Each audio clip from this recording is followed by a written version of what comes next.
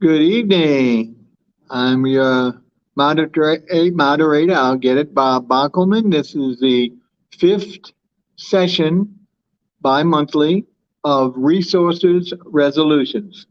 For those who are not familiar, we are first of all broadcasting live on several platforms. Our major platform, YouTube channel, R space REVUE, just like that little ant has in his hand. If you can see that, you can read that up in the upper right corner of your screen.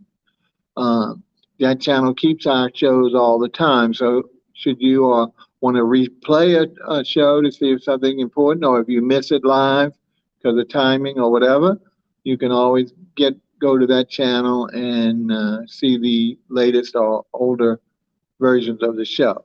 We would love you to subscribe. It's free. Just go to our YouTube.com, and there's a registration process, and you go ahead and subscribe to the channel for R space REVUE, and that way you'll get notifications, and you'll just have to hit that, and you'll immediately get to the program. Okay. In addition to YouTube, we also broadcast live on Facebook. Three of the channels. One is under my name, Bob Bockelman, if you could spell it. Another one is under the New Deal Facebook, which was formerly our dinner club, but we do broadcast to that channel because we do have some followers there as well.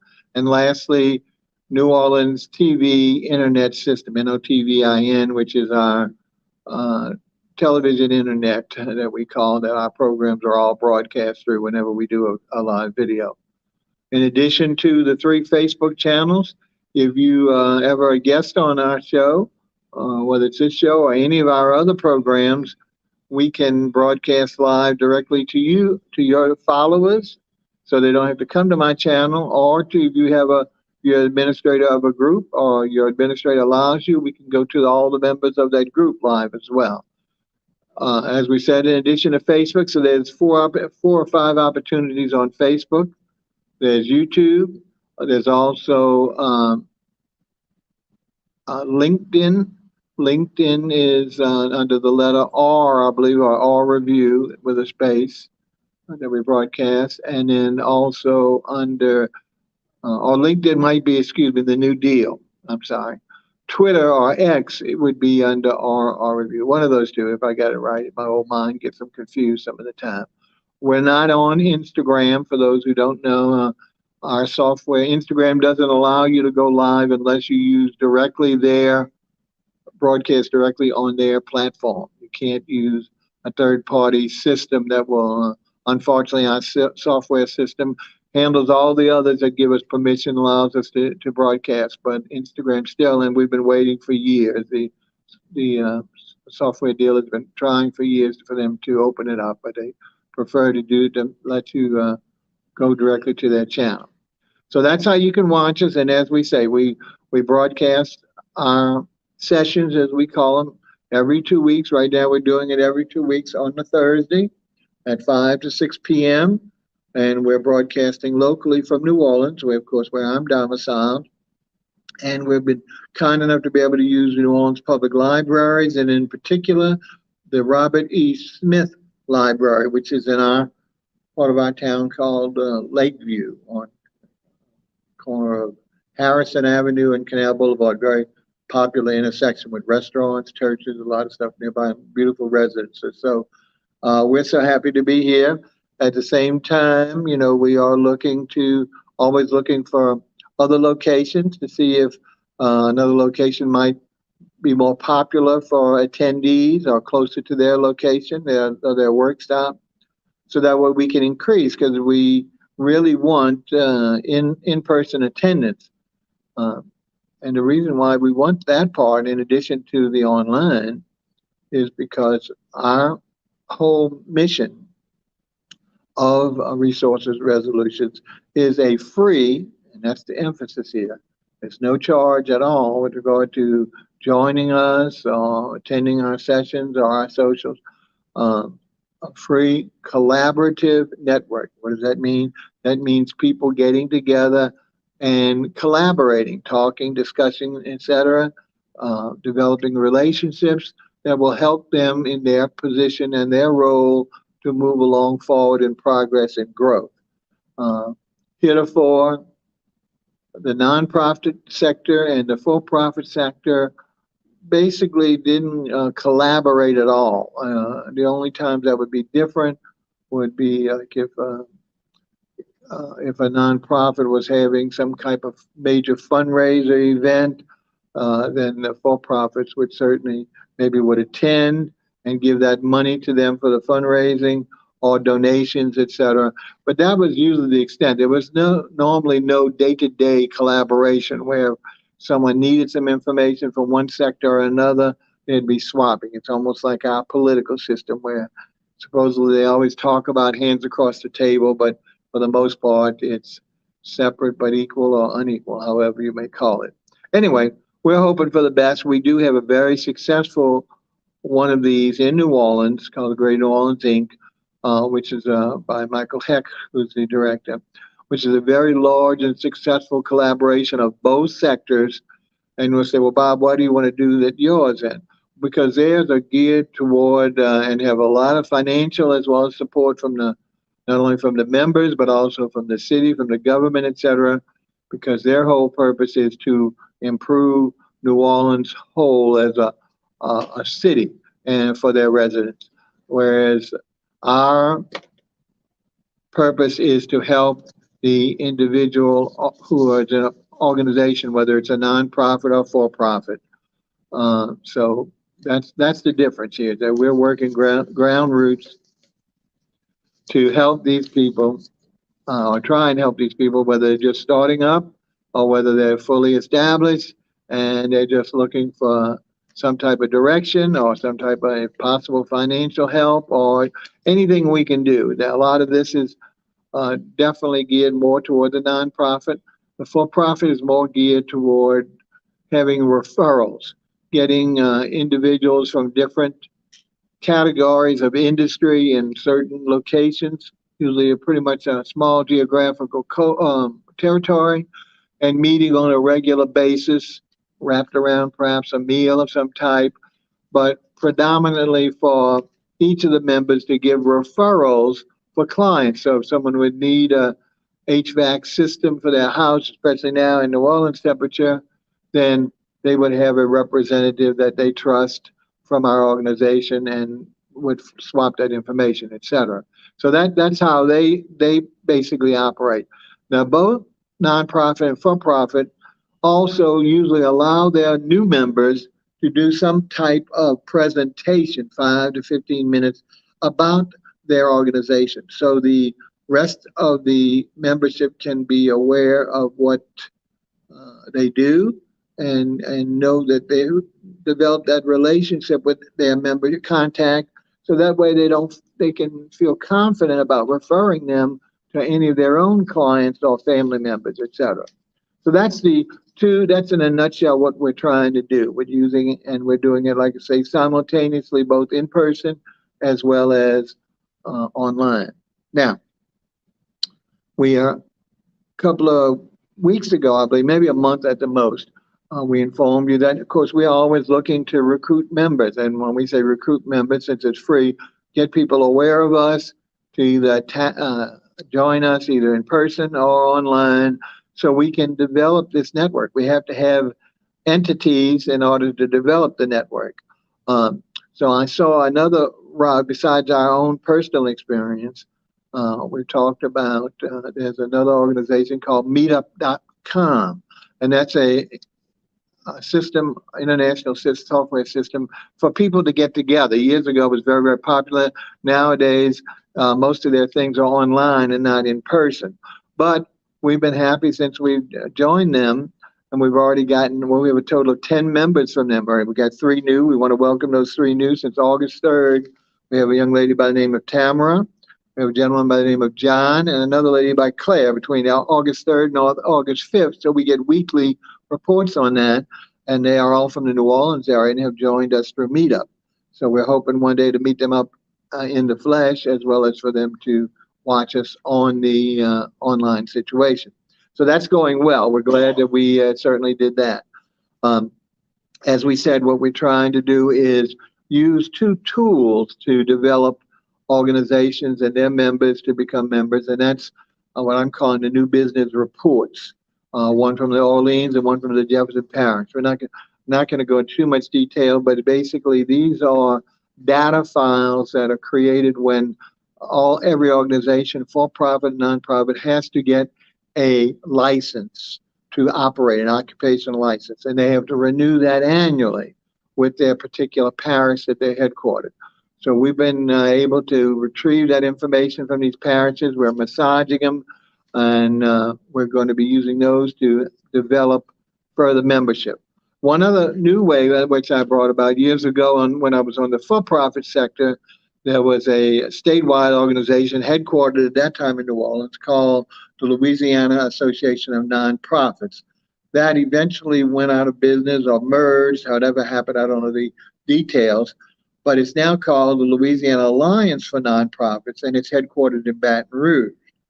And I'm in concert discussion with them to join, which we certainly can do, but more importantly, when the lady who's the founder of this organization in Baton Rouge, really their whole concentration has been on Baton Rouge area and upwards all the way up to the middle of the state, to the northeastern and west, Shreveport, Monroe, Ruston, and also Alexandria.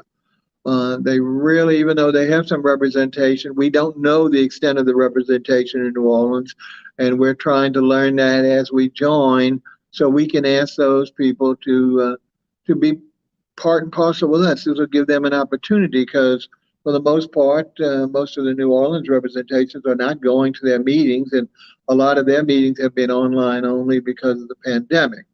So anyway, we're hoping that will be a fruitful way also for us to learn the New Orleans nonprofit market and for-profit and see if we can actually develop some of those into membership. It's very hard to get a listing, a clearinghouse of these entities, organizations. I don't know why, but it's just been tough. So it's been tough going. So that's why we're trying multiple sources of generating information. Anything you can do, if you know a nonprofit in your area or you're a member of a nonprofit, please send me. And remember to send me to emails at bob@rrevue.net. Or if you in Facebook, you can message me under my profile or one of the three we talked about earlier. So that's going to be hopefully a new exciting way, hopefully, to develop additional potential members that we can actually physically meet and have them meet us and eventually combine the organization. Okay. Now, what about other members of other means of membership recruitment?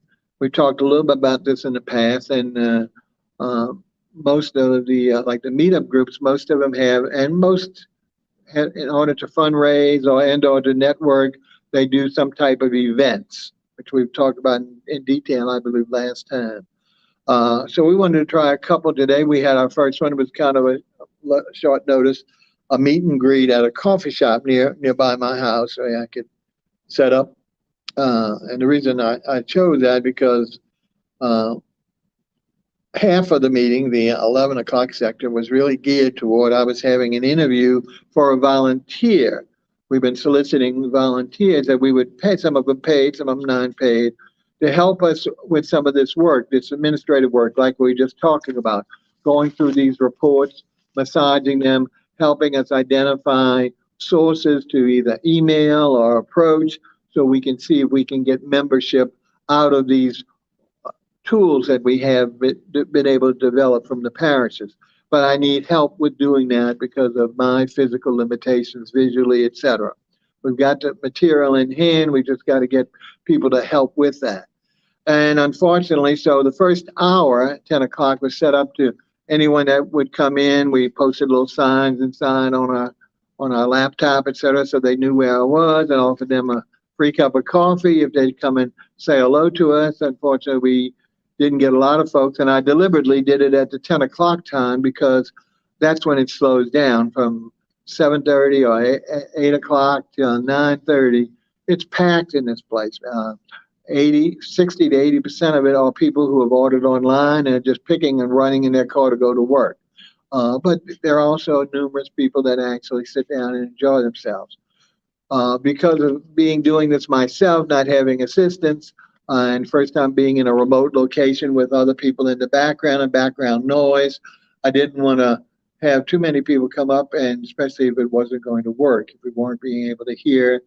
And fortunately, because it was lower volume at the attendance at the coffee shop, just X number and coming and going, not tremendous volume of people, I was able to be heard quite well. So it was disappointing in that regard that we had some people I saw that I know because I go to their place almost daily for my morning Java, but none that were really interested in talking or hearing about our organization. And the other disappointment was that the scheduled volunteer is the third volunteer that we've tried to get. She seemed all excited about coming. We set up, and unfortunately, she was a no-show. So I can just, and I got no explanation of whether she just changed her mind or whatever. So we're back out looking. So if you know of anyone in the New Orleans area, student or whatever, even though I know it'll be harder to get students now because of return to school, but we can use different positions. And like I say, they could be part, they're not full-time employees or anything like that. And if they need, if we can, we will pay by project or something like that, or the number of hours they spend on the project. But it certainly won't be any employee-employer relationship. It would strictly be an individual contractor who would get some money, token money, for helping us out in these projects. Okay, so the meet and greet for the coffee didn't go fabulous. I will, since I go there daily, sometimes I go again for my second job in the afternoon, so around 3 o'clock. And again, at that time, the lunch crowd has filtered out. So I'm hoping it'll be quiet, and we'll see if we can generate any business through our promotions for someone to join us at 3 o'clock one weekday. We'll try that again. We haven't ventured into lunch areas doing these because I'm waiting on several people who are opening up new restaurants that would be good candidates, and I'm friends with the owners and chefs. And these are family-style restaurants, so it's not like upscale, etc. So perhaps we can do a breakfast or a lunch meeting there once we get some representative membership that will come on out. We don't want to promise a restaurant we're going to bring guests to them if they're not going to show. So that's the only thing pending on that. Plus, that's probably hard at lunch to get people away from work, especially if they have to go back to work. Lastly, the one that's most popular in Meetup and the most popular type of fundraiser or any kind of networking, really, when you talk about professional, is really social networking, meaning they really want to get together for happy hour, with or without snacks, after work. That seems to be the most well attended.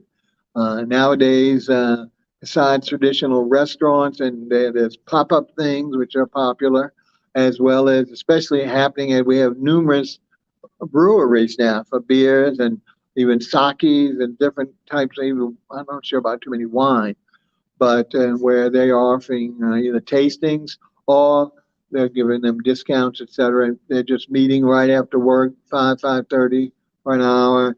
Whether they get any business done, probably not.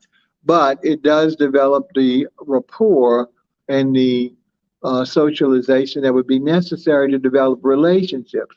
So once we can get that, we're hoping that those people will still continue us in the formula, not just look for other people to either date, because they don't want to become a dating service, or just to hang around with, and not really participate at all in the professional part, because that's what we're interested in, not just the socialization part.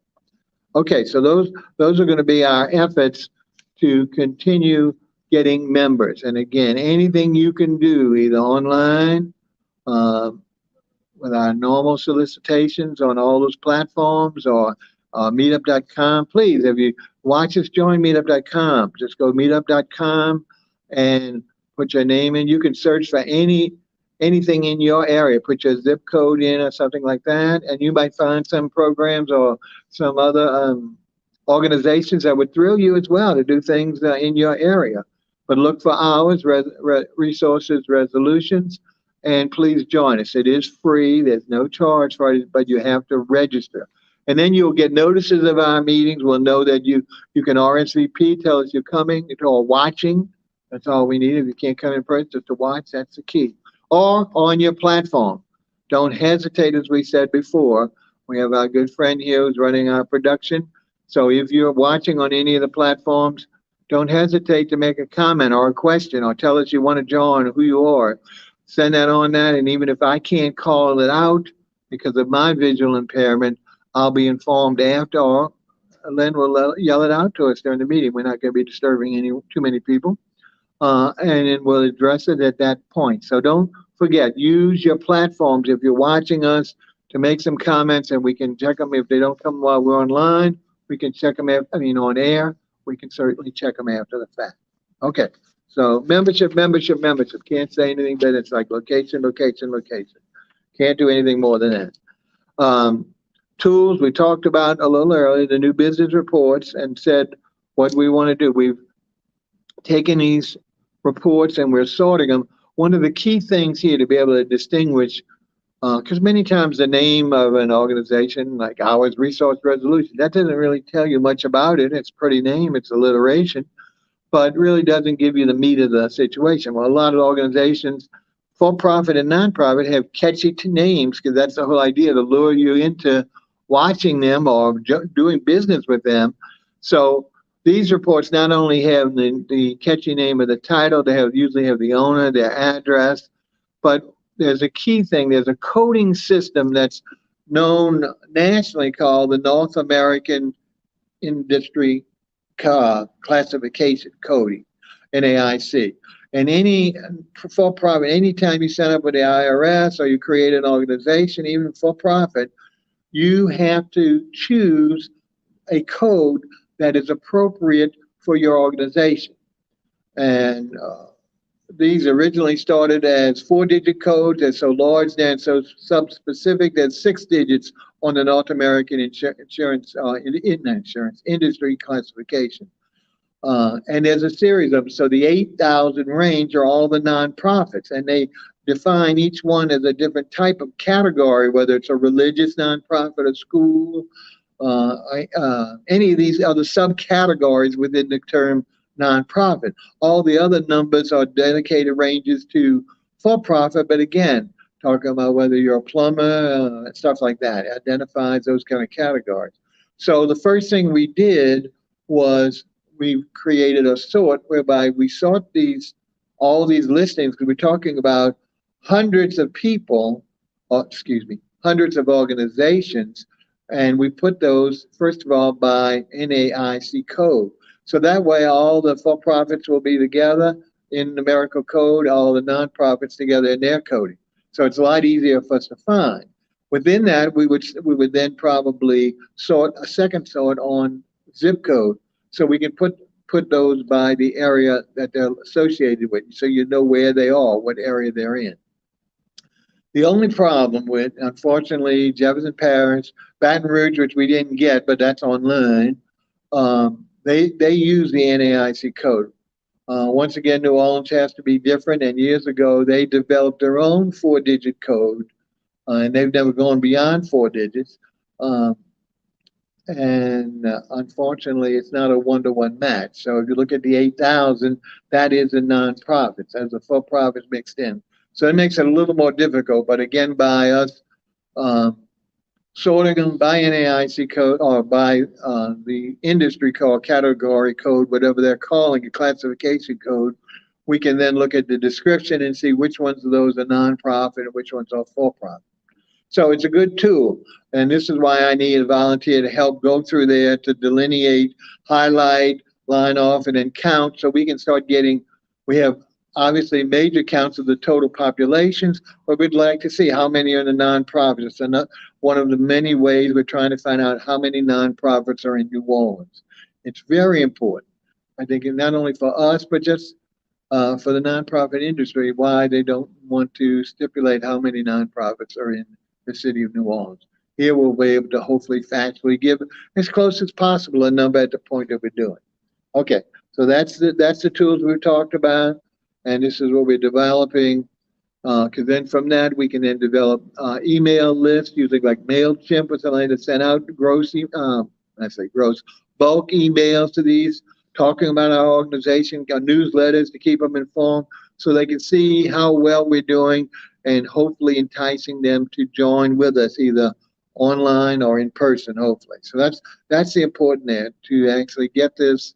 So we need a volunteer, we need help with someone. If you know of anyone that's a student in the New Orleans area, and like I say, we will try and pay them a reasonable amount for the work they're doing. Some of it's very simple, like I say, just highlighting and lining and counting. Some of it will get a little more sophisticated. If they have knowledge of software like spreadsheets or in spreadsheet printouts, if they have knowledge of how to do spreadsheet formats and stuff, that'll help with massaging the data. So again, depending on the candidate's information, it's also a good educational tool. Whereas if they're not yet, even though most of the young folk, as you know, are much smarter than I, but if they haven't, even if they're not young, but they're willing to give us some time, this will help. We will be able to help develop them into some of these softwares that they can use in their own personal, whether it's their own organization or just in their own lifestyle or work, if at all possible. Okay, so let's see. So that's what the purpose of the new business report tools are for.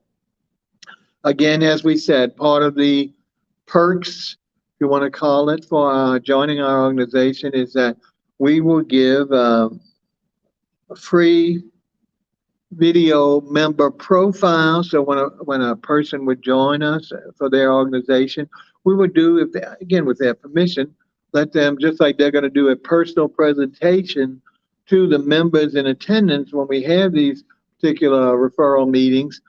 That same information can be then encapsulated, and we can do a broadcast, live stream it or record it for them to use, or also to build our member profile so people will know who is that, not only their name, but what they look like, how they talk, to see whether they are someone you'd want to use for your service or product or buy from them. So that's part of the deal. Plus, we offer them free commercials. We will do we will do the similar thing as a commercial if they'd like. Of course, we can't do elaborate commercials that people are paying thousands of dollars for. We can still basically do some limited stuff that they could use in their own websites or in their own promotion. So all that's free that they can take advantage of by just deciding to work with us. We also, a big thing besides fundraising, besides the events, we talked about bingo. We want to do online bingo and in person. Free bingo for certainly the nonprofits, presumably like the nursing homes, where these people are confined to their living quarters, not necessarily the bedrooms, but in their sink. They don't have access to go out on a normal basis, and they already have activities. We can be part of that, whereby we can do these online and have a representative, whoever would be with them in their nursing home for their normal activity. And we can find out who the winner is. We play the bingo, we call it all out, and we award them prizes and or financial prizes where they don't have to pay anything. They just have to give us their time. But we can also use this for fundraisers. Several of the Mardi Gras crews, which are very popular here in New Orleans, they will run, depending on their population. Obviously, if they're all young folk, they're not going to have that much interest. But if they have middle-aged or even old and or elderly folk that are members, whether they ride or not is not important, they all love bingo. And their bingos actually raise money for the organization, as well as them getting paid on any wins. So we can also do that for our membership, and not only do the free stuff for the nursing homes, but also run some bingos for a particular charity that a nonprofit that our members would do.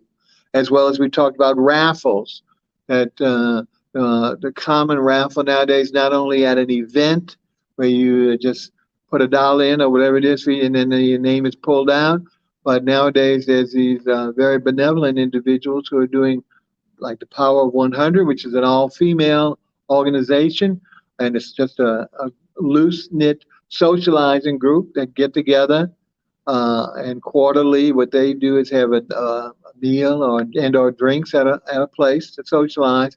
But each one is prepared to contribute $100 to a charity, and the charity is drawn just like a raffle from their selection. Whoever's in the pot and who's registered for that quarter, then the lucky thing will get the total package of the $100 that of people in attendance. They're getting to do one this month, August 21st, and they're called the Power of 100. That's just from New Orleans. There's others called the $5 Club. Some of them do it just for, not even for nonprofits. They just do it to reward the hospitality service by giving them perhaps $1,000 tip from the members that are dining with them. Okay, so those are some of the fundraising things. Another thing is we want to develop some. We're looking for printers. I have a printer that does most of my stuff, but I'm trying to generate membership printers. And when I say printers, these are not only printers who print your business cards and stuff like that, or flyers, but also do with regard to merchandise. They do advertising specials, whether it's key fob, or we have some other things particular whereby we'll do not just for our organization, not only that, but mainly for those organizations that join with us, so that they can get additional revenues and additional exposure, and also support the for-profit member, that because there's not too many nonprofit printers, but because we will refer a lot of our membership toward that printer who is our member in good standing, and therefore he or she will get the business, but also deliver hopefully at we can negotiate prices for that instead of just individual, the best whoever you can do on your own. And who knows, it might be your own printer if you want to suggest those. So we would love to do some customized signature merchandise, etc. And let's see, what's right on the last page. In addition to that, of course, not only to use the nonprofits for even manufacturing some things that we might want to produce, but also, like I say, merchandising some of the items that different printers and merchandisers will present that we can customize for our members to help with them sell or give out for exposures for their charity or for their own for profit. The other thing, what we've been is that when we start doing not only lunches, but also after-hour things, we want to use eateries or breweries or social, not so much bars only, because we'd like to have some food. We're not out here to get everyone drunk.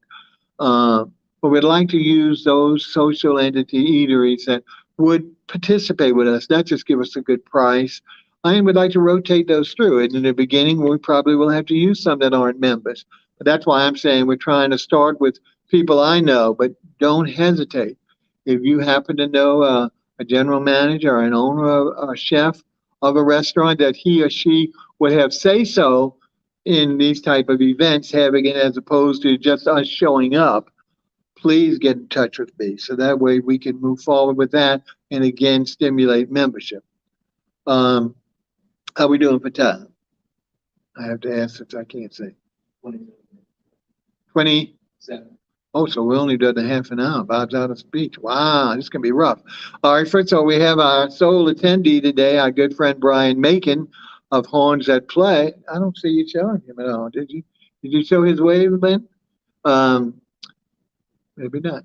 Anyway, Brian, as we mentioned, is a longstanding friend. He has his own nonprofit called Horns at Play, whereby he either refurbishes used instruments, predominantly horns, even though now he's moving into other instruments like stringed, in which I'm so pleased, and enabling predominantly young students who, for whatever reason, whether they just can't afford it but they want to pursue, they're not just doing this as to be banging on drums at their house, but they want to pursue it, especially if they move on to further education. So he's been doing this for several years, whereby they generate the funds and refurbish or provide brand new with the help of a lot of other organizations and people who work with doing this, who actually sell instruments or refurbish instruments. So we're certainly glad that he's helping with us and participating with us, being active member, and we're helping with him to expand some of the things because he's not all over the place with social media. So that's what we want to help him with that, as well as whatever we can do to help him fundraise to continue his good work with regard to that. Mr. Megan, do you have any questions at all for us? Yes, fundraisers have always been a subject that I'm learning. Okay. That you're so successful at. Well, and tried. Hearing your level of collaboration. I dream to even walk into a room with just carnival clubs who want to have a bingo night, a fun night. That, what I get to see them doing on Carnival Day, throwing out stuff, but actually collaborating on that level where even in the, let's say, meager of dollars, not even $10 per person that spends throwing throws, right. That a portion of it is done in some school. You can start with the smallest of schools, but it's more than what's not happening for a lot of schools.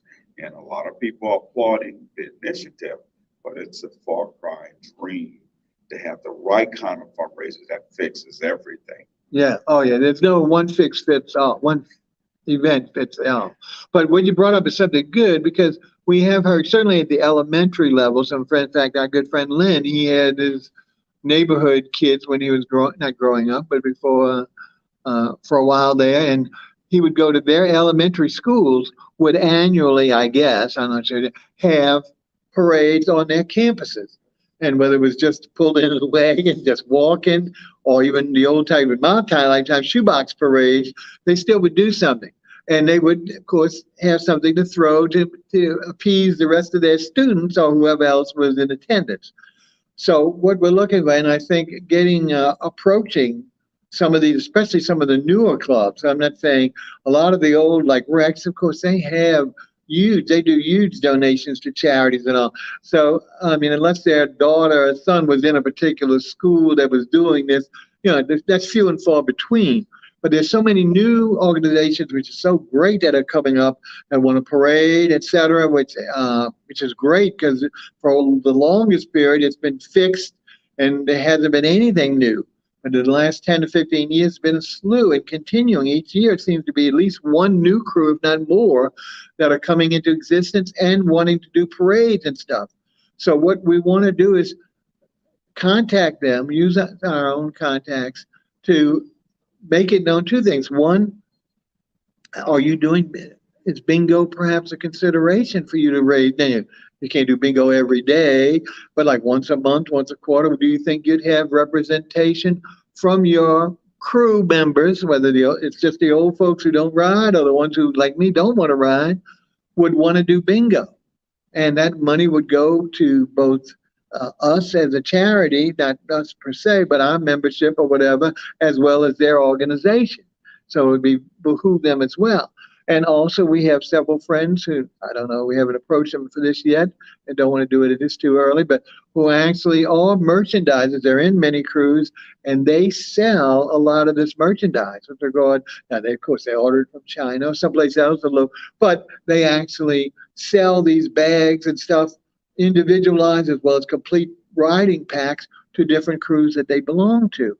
So what we can do is, if we develop this road or avenue, especially with the schools, see if they are willing to do something on an off season. Certainly not during the Mardi Gras season per se, because they're too enthralled with their business and with their own crews if they want.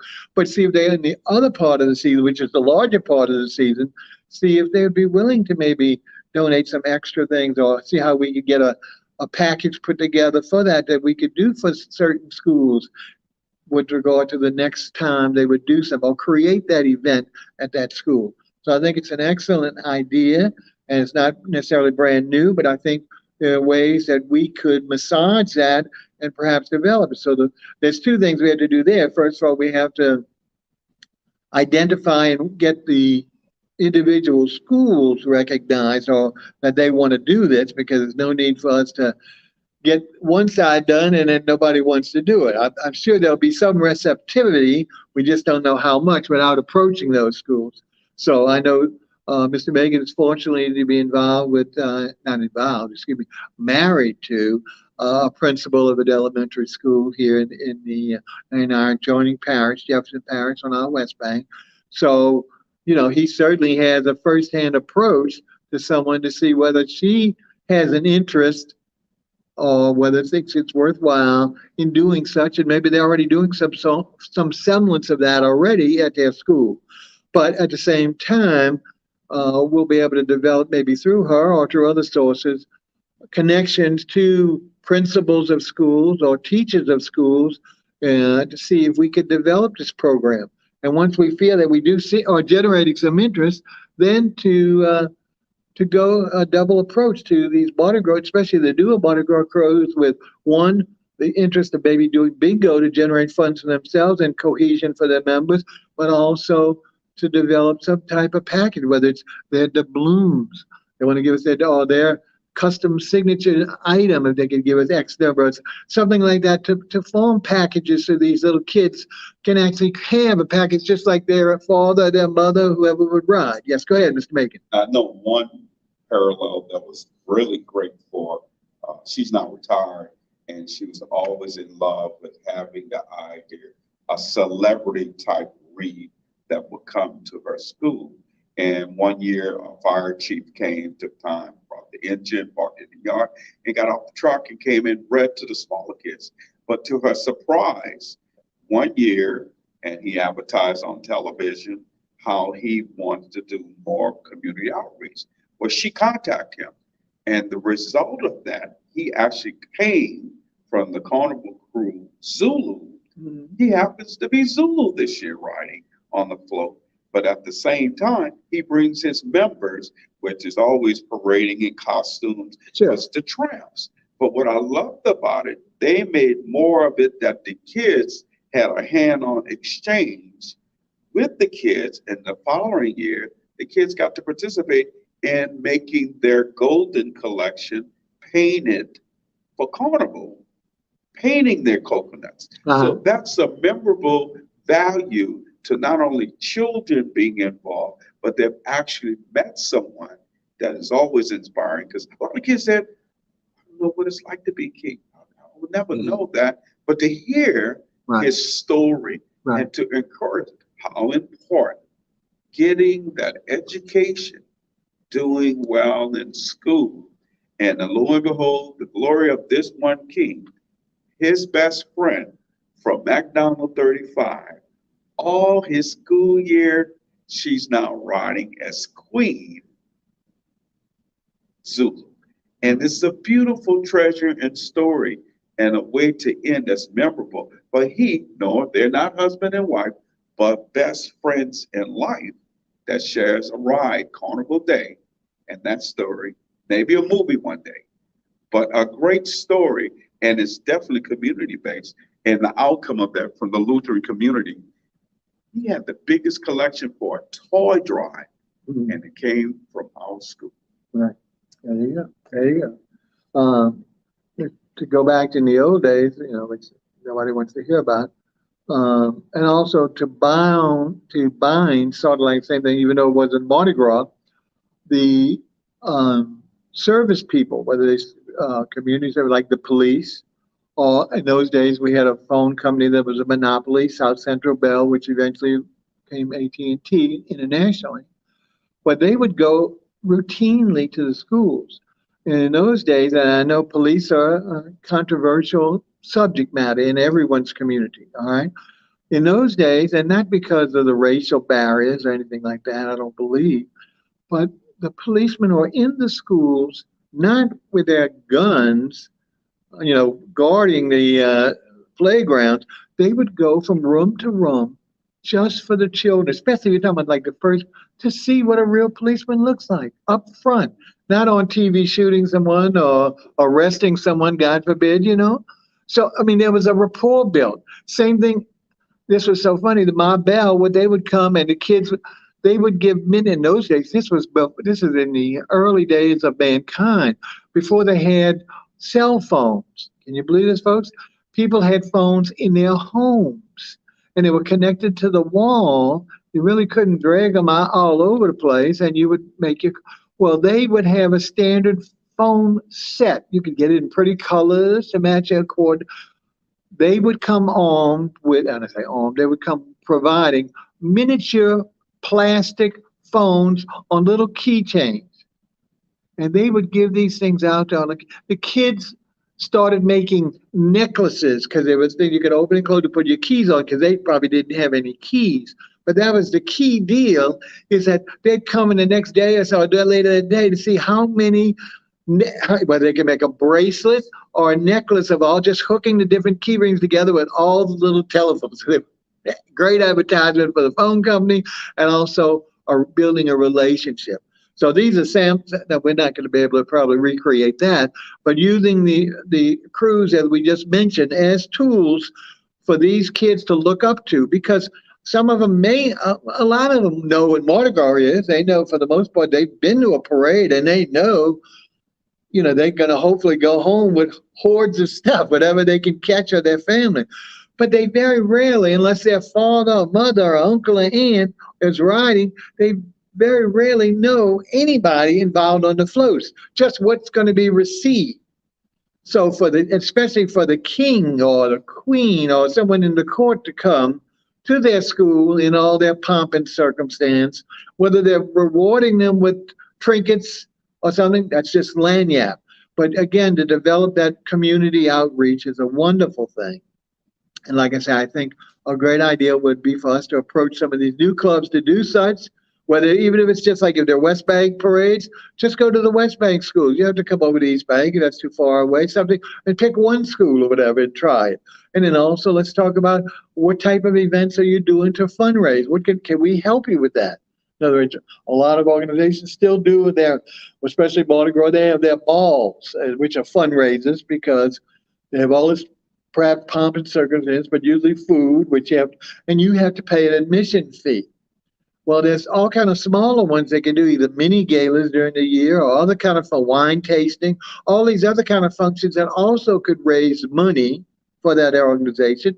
And we can give them some direction, some assistance. We can't necessarily fund it for them, but we can show them how to do it, how to create some of these diverse things that maybe they've never had opportunity for, that their parents, teachers, or whatever community would come and attend and indirectly contribute to the welfare of that school or whatever that organization charity is.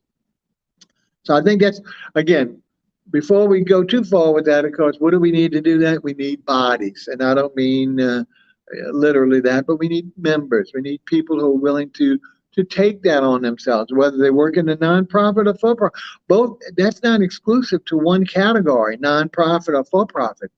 For-profit would like to go out and do schools because at the same time, they can parcel out their literature, their pamphlets on air conditioning or cars. As part of the deal, the principal will give that to the teachers to give to the students to take home so that the families, when they get home, may not just pitch it, they might keep it for when they need that particular service. So it can work, that's what I say, it can work just as importantly with the for-profit service industry as well as the nonprofit. How are we doing now for time? I hate to keep asking, but I can't judge myself. How many? 12 minutes. All right. Well, Bob did pretty good. Thanks to Mr. Macon. Anything else you want to elaborate on that or not? I'm not depending on you, but I certainly appreciate it. The dreamscaper for new ideas, for community intervention. I had so many levels of experiences that I said it's a proprietary dream to want to be in everybody's classroom helping children because there's so many dreams that happen. It's not just saying, I just happens to be, but there's so many dreams that kids have get escaped or they're left to the roadside and not having anybody to turn to what? Make it happen. Well, as you can see, he's very passionate about the youth. And a lot of the nonprofits are primary purpose is somewhere directly their recipients of their services, the products, are the youth. Whether it's elementary school, high school, et cetera, but geared toward our future generations. At the same time, what we're trying to say is there's a lot of other populations besides the youth, even though that's the majority of the future, that may need the similar types of assistance like the elderly, whether they're in a nursing home or whether they're at home. I mean, right now, air conditioning alone, people can't afford it. Some people don't even have it. How they're surviving, that's why people are dying. Uh, so these are some of the things that, as we coalesce, we need to have the for-profit sector realize that these are things that we can help with. Now, it's easy to say, oh, we're going to, just get everybody air conditioning. That's never going to work. But at the same time, we can find other ways of a good thing like a charities we used to do in high school, and they did it also, was that in wintertime, they would do collections of jackets as well as blankets. And in the summer, fans the kid afford to buy, so that they would go to the homeless or to these places that don't have things. They would have extra blankets for the elderly or the homeless. Now, the homeless, of course, is a situation that we probably can't solve. We have too many organizations, not too many, but we have several working on it now as a systemic situation. We can individually, if we see a person, help them out, assuming we want to. Again, some people have very negative feelings about homelessness because it's so increasing the population, and always a visual reminder to them that, why can't they do something to better themselves? And who knows? I mean, some of it is true. Some of it is, there's been a lot of, and all it takes is one expose by a local TV channel of someone who's out there hustling for money at a corner, who at the end of the day goes home, and a few blocks over, they parked his luxurious car, a beautiful car, and they go as far as neighboring states to live. They come all the way here to hustle, a panhandle, and they're not homeless at all. So you've got that. And that happens in every aspect of life. So there's no way you're going to be able to single out, well, this is a plant. This is someone who really doesn't need this money. But again, we're not going to try and tackle all of the ills and the woes of our society or our city. And that's what the larger organization, which I just mentioned, Greater New Orleans Inc., they should be addressing these. They're addressing climate control, infrastructure. They should also be addressing, and I know they want to, homelessness, using some of the organizations that are directly involved. Unity is the primary charity. I'm assuming it's a charity. In fact, I'm 100% sure it's a national charity that focuses all their efforts on homelessness, whether it's going at night and checking people out on the streets, giving them whatever they can, etc. The biggest problem is the majority of civilization wants the homeless to be housed somewhere, whether it's in their private home or an apartment. They just don't want that visibility. But to draw a bad analogy, years ago, protests were the same thing. If you think the homeless camp, you think of the homeless camp, even though it's one of the worst eyesores you've ever seen. If you think about it, these are humans protesting their plight. Someone will say, oh, I love it. I love to have that freedom and all. And some of them have some mental illness as well, and some of that stimulating. But at the same time, it is a visible protest that the mass of humanity doesn't want to be involved in and doesn't want to occur. But they're also not willing to solve it, other than saying, get them off our streets, get them out of our view side. It's killing our tourists because the tourists are coming in. And all that is true. But it's a much larger problem that we certainly can't solve. And that's why we're saying our focus is not necessarily on the broader scope like that, which we would love to be able to do, but we're just trying to get coalescence of individuals together to help each other. So in their livelihood or their welfare, they can progress, that they can sustain, they can survive and hopefully improve, especially in this world that constantly increases it with inflation. I heard inflation went back up a little bit today. And I said, oh, we're not having inflation anymore. Well, we will. And we'll always have it. It's just when the cycle comes back. But anyway, so we're focusing on, as we said, the mom, the pop, the individual, the organizations, profit and nonprofit, try and get them to success as best we can. Anything else? If not, we're going to probably shut it down. What time we got? 3 minutes. 3 minutes. That's enough to say goodbye. Okay, folks, again, we appreciate you checking us out. We'll continue this for a while. Like I said, we might later on, after we get a little more stability, move to different times and different locations, whether it's the evening section, but we're going to try and mix it up with some of these other press the flesh, meet, greet things that will supplement and hopefully bring people together to realize that we have some value. That's the key.